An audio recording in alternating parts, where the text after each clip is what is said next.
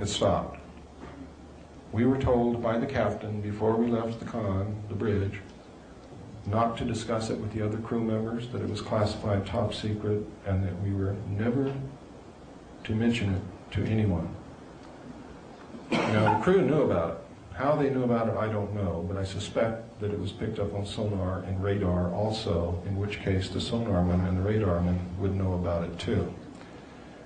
And I believe that is what has happened, and I believe that they were also told not to talk to anyone. But several crew members came up to me and wanted to know if we really saw a UFO, and I told them that I was not allowed to discuss what happened, and I didn't know what I saw anyway. So that was the end of that. I did tell a good friend about it years later.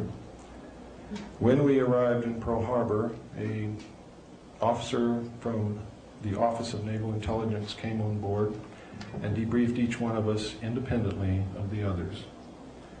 I do not know what went on in the debriefings of the other personnel involved, but when I went in, he began to ask me what I saw.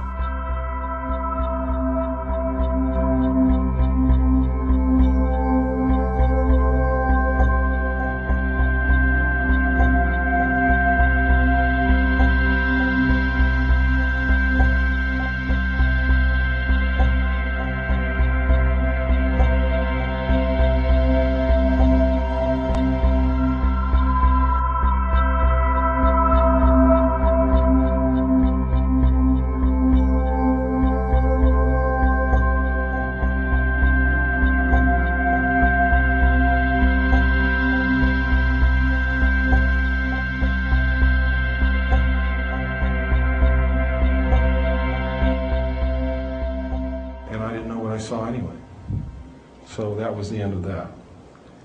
I did tell a good friend about it years later. When we arrived in Pearl Harbor, an officer from the Office of Naval Intelligence came on board and debriefed each one of us independently of the others. I do not know what went on in the debriefings of the other personnel involved, but when I went in, he began to ask me what I saw. When I began to describe to him what I saw, he became very upset, even enraged.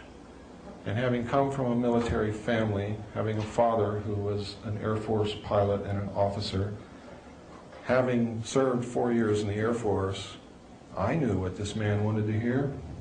It was obvious to me. So I told him what he wanted to hear so that I didn't have to go through with what I knew I would have to go through if I told him anything else. So I told him, "Sir, I did not see anything. I don't know what you're talking about." And he said, "That's the spirit." I had to sign a security oath. I was dismissed, told that I was a good sailor, had a good future with the Navy, and I left. On the way out, Seaman DiGirolamo was braced up against the bulkhead in the passageway, and I whispered to him, "Tell him you didn't see anything." And I don't know whether he did or not, because we never talked about it again amongst ourselves. Several years later, I was trained again.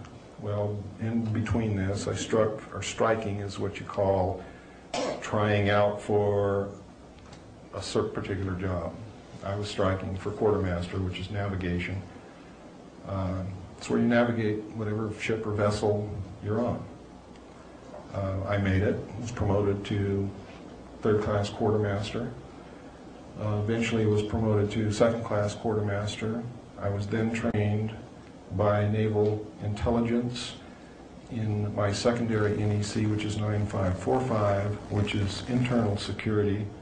I was then sent to Vietnam, where I was given a multi-million-dollar patrol boat. I was given 5 other lives to take care of and mother and be a friend to and be a daddy to and everything else, and was given a river and everybody that lived on both sides of that river and said, "Bill, go out and kick their butts."